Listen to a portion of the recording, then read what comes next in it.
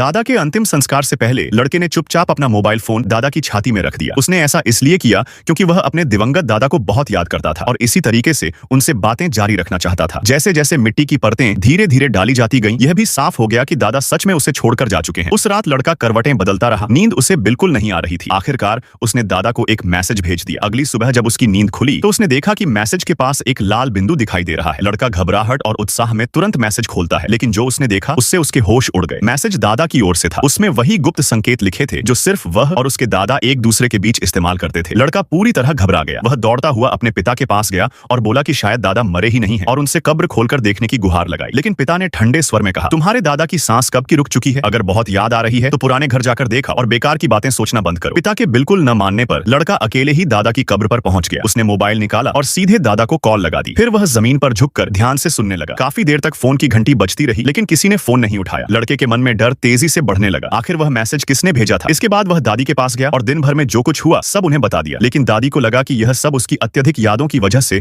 उत्पन्न हुआ भ्रम है। किसी ने भी उसकी बात पर भरोसा नहीं किया। उसी दिन रात में लड़के की स्कूल के गुंडे से झड़प हो गई। कमजोर शरीर होने की वजह से वह जल्दी ही जमीन पर गिरा दिया गया और एक अजीब से मरोड़े हुए हालात में पड़ा रहा।